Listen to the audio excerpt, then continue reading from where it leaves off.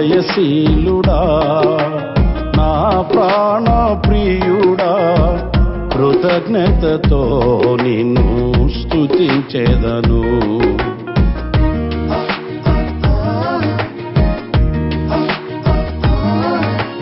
విజయశీలుడా నా ప్రాణ ప్రియుడా, కృతజ్ఞతతో నిన్ను స్తుతించెదను. నా యేసయ్యా నిన్ను వేడుకొనగా, నా కార్యములన్నీయు సఫలము చేసితివి. నా యేసయ్యా నిన్ను వేడుకొనగా, నా కార్యములన్నీయు సఫలము చేసితివి. విజయశీలుడా నా ప్రాణ ప్రియుడా, కృతజ్ఞతతో నిన్ను స్తుతించెదను.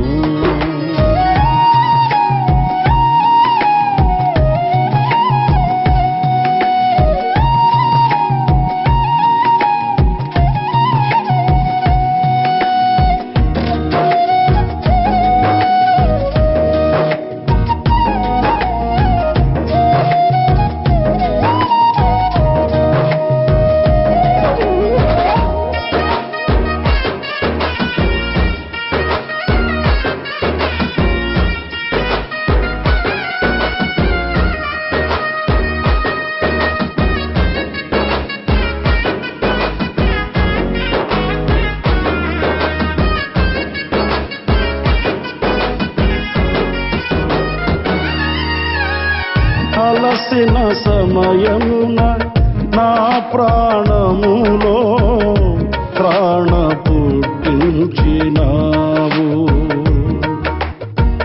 అలసిన సమయమున నా ప్రాణములో ప్రాణ పుట్టించినావు. ఆదరణ కలిగించి పిలుపును స్థిరపరచి ధైర్యముతో నింపినావు. అలసిన సమయమున నా ప్రాణములో ప్రాణ పుట్టించినావు. ఆదరణ కలిగించి పిలుపును స్థిరపరచి ధైర్యముతో నింపినావు. నిత్యానందము కలిగించేని శుభవచనములతో నెమ్మదినిచ్చితివి. నిత్యానందము కలిగించేని శుభవచనములతో నెమ్మదినిచ్చితివి. విజయశీలుడా నా ప్రాణ ప్రియుడా, కృతజ్ఞతతో నేను స్తుతించెదను. Praise the lord. ప్రభువు అయిన యేసుక్రీస్తు ప్రశస్త నామములో మీ అందరికీ హోసన్నా మినిస్ట్రీస్ తరపున హృదయపూర్వకమైన వందనాలు తెలియపరుస్తున్నాను.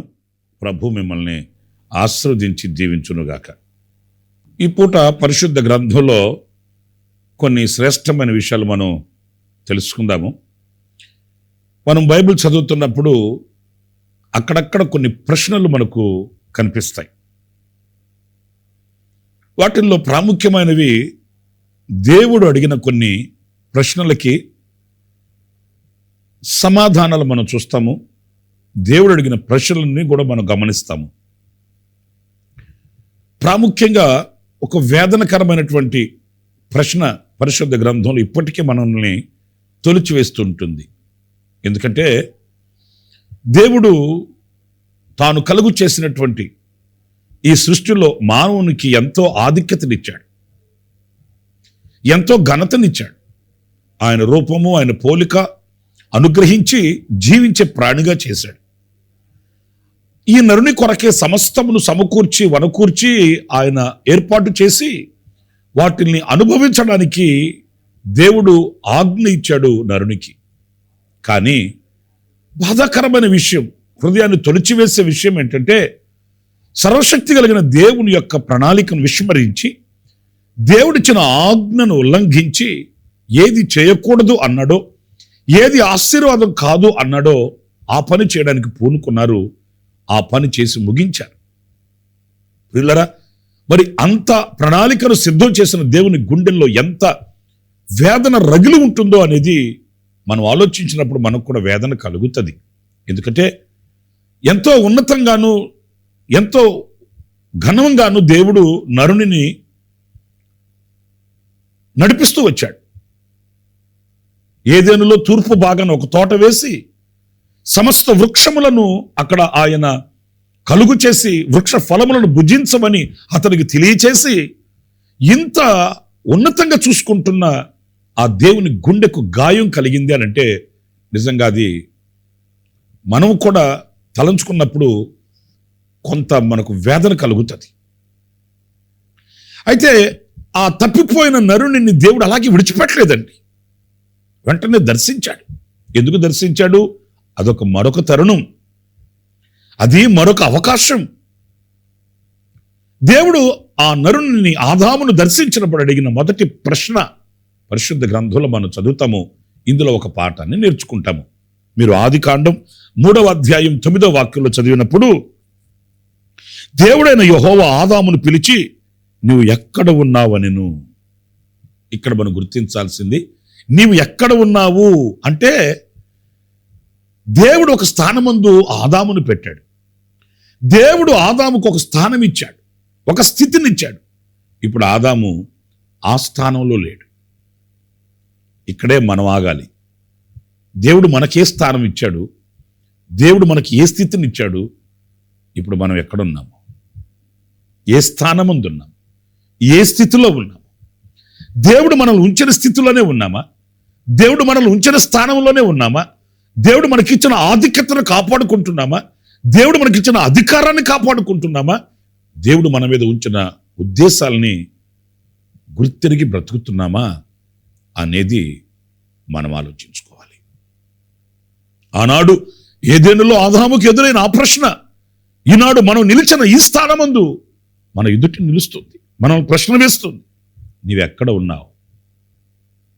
ఈ రోజున మానవుని యొక్క జీవితం దేవునికి వేదనగానే ఉంటుందా? అవును, అవుననక తప్పదు. ఎందుకంటే దేవుడు మనల్ని ఉంచిన స్థానం ఎంతో ఉత్తమమైనది, ఉన్నతమైనది.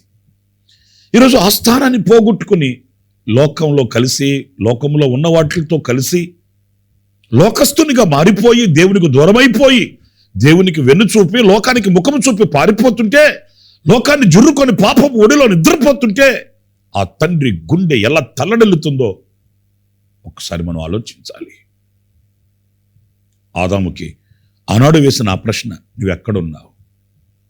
మరి ఆనాడు దేవుడు అతనికి ఇచ్చిన ఆ స్థానాన్ని పోగొట్టుకున్నప్పుడు వెంటనే గుర్తించి పశ్చాత్తాపడుంటే ఎంత బాగుండేదేమో అనిపిస్తుందండి.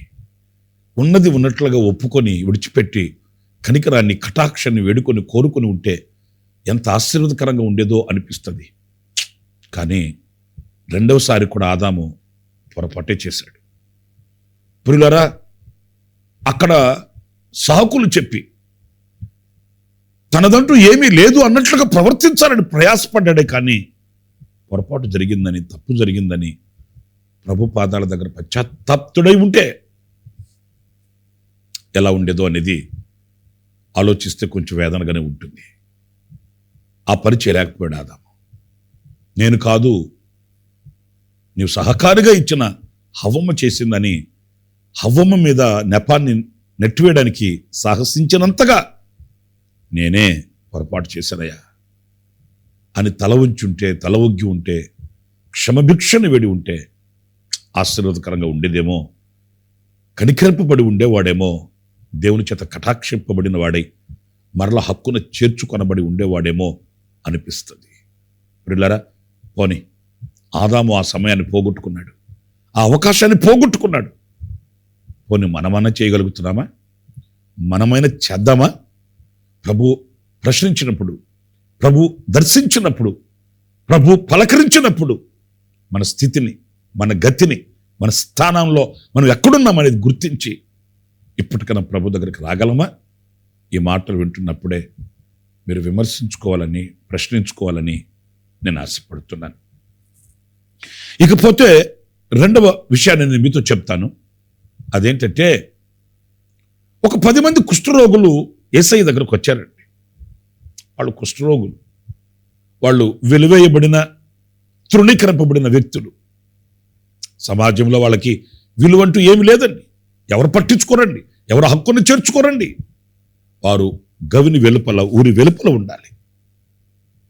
అలాంటి వాళ్ళ దగ్గరికి యేసయ్య వెళ్ళాడు. ప్రభు వారిని దర్శించాడు. వారు యేసయ్య దగ్గరకు వచ్చారు, బాగు చేయమని కోరుకున్నారండి. వాళ్ళు శుద్ధులవ్వాలని కోరుకున్నారండి. ప్రభు ఆ రీతిగానే వారి ఆశని తీర్చాడు. కానీ వేదన కలిగించే మాట, బాగుపడ్డ వాళ్ళు మరలా తిరిగి ఆయన దగ్గరికి అదే ఉత్సాహంతో వచ్చినట్లే లేదండి. అదే కృతజ్ఞతతో ఆయన దగ్గరికి చేరినట్లుగా లేదండి. వాళ్ళలో ఒక్కడు మాత్రమే, 10 మందిలో ఒక్కడు. పిల్లారా చూడండి, ఆ ఒక్క వ్యక్తి మనం ఎందుకై ఉండకూడదు? కృతజ్ఞతతోనూ లేక ఆ దైవ ప్రేమతోనూ ఆయన ఎద్దుకు తిరిగి రాగలిగిన వ్యక్తులము మనం ఎందుకు కాకూడదు?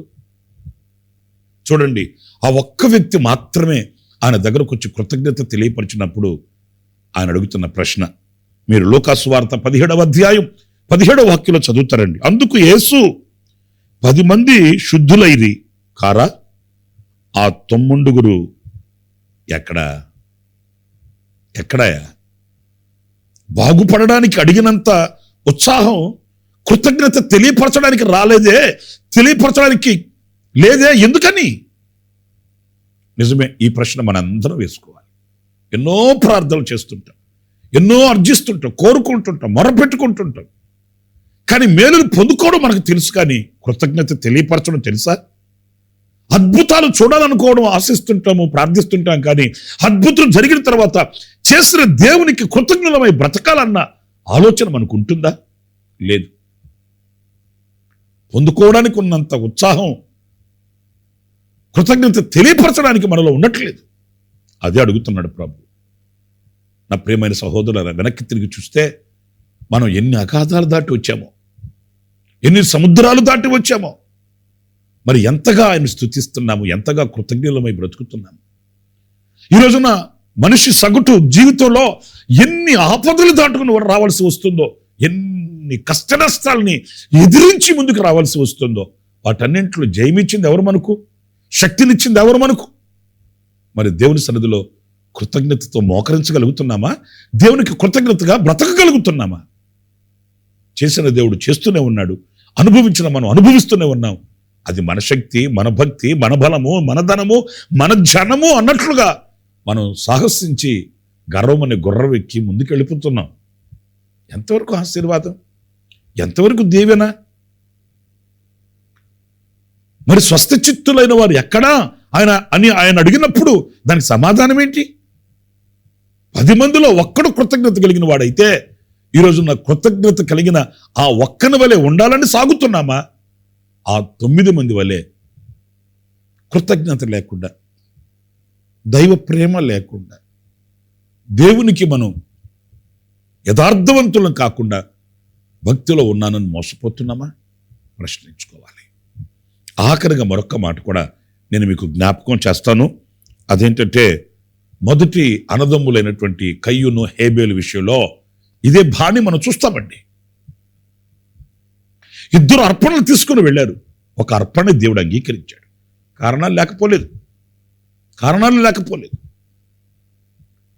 దేవునికి అంతరంగం తెలుసు, పైరూపం కాదు, అంతరంగం తెలుసు.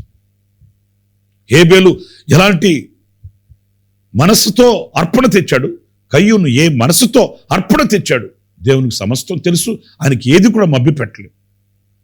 హేబేలు అర్పణ ఆయన అంగీకరించాడంటే కయ్యూను అర్పణలో లోటు ఉన్నట్టే కదా. మరి లోటు సరిచేసుకోకుండా కక్ష పెంచుకుంటే ఎలా? లోటును సరిచేసుకోకుండా ఈర్ష్యను పెంచుకుంటే ఎలా? సహించలేక, భరించలేక ఈర్ష్య స్వభావంతో, రాక్షసత్వంతో తమ్ముని మీద ఎగబడి తమ్ముడిని చంపేశాడు. ఎంత ఘాతకమో చూడండి. ఒక్క తల్లి గర్భంలో ఇద్దరున్నారండి, ఒక రక్తాన్ని పంచుకొని పుట్టారండి. కానీ ఆ ఈర్ష ఎంత ఘోరంగా విడదీస్తుందో చూడండి. ద్వేషము, ఈర్ష అనేది ఎంత కఠోరమైనదో చూడండి. తమ్ముడి మీద ఎగబడి చంపేశాడు.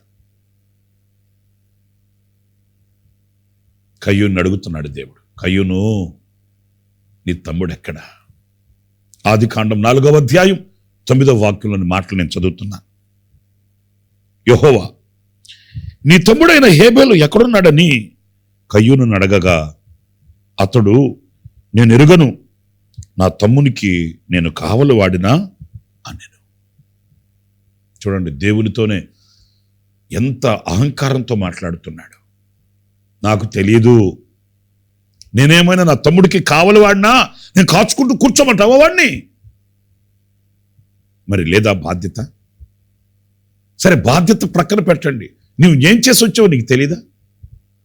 నీ చేతులు ఎలాగ రక్తశక్తమయ్యాయో నీకు తెలీదా? నీ హృదయం ఎలాగ మలినమైంది, నీ మనస్సు ఎంత పాడైంది నీకు అర్థం కావట్లేదా?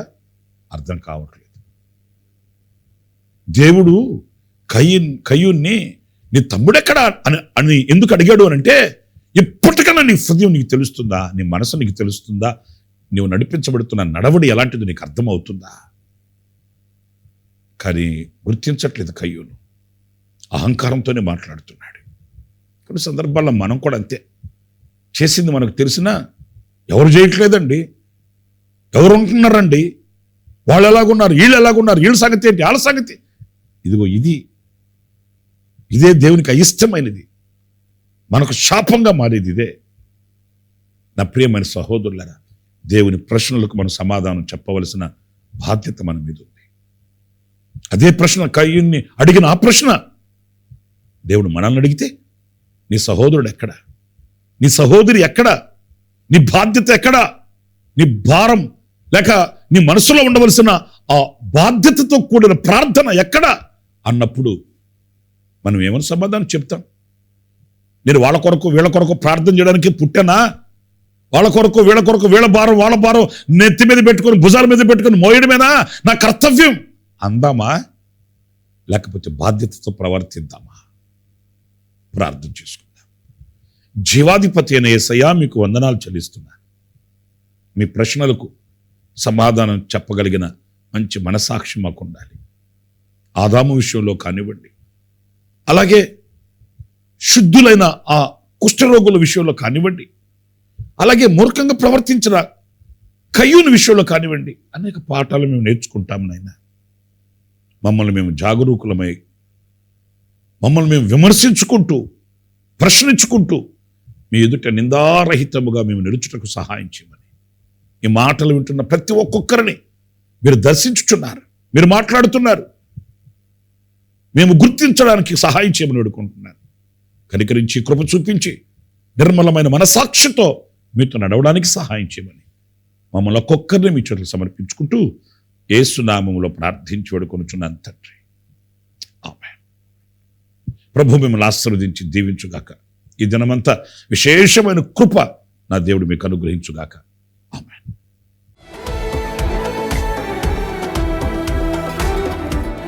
ప్రతి దినము ఈ అనుదిన కృపాను సందేశముల కొరకు, ఇంకా మరిన్ని ఆత్మ సంబంధమైన సందేశాల కొరకు ఈ మా యూట్యూబ్ ఛానల్ను సబ్స్క్రైబ్ చేసుకోండి. Pastor Ramesh, hosanna ministries.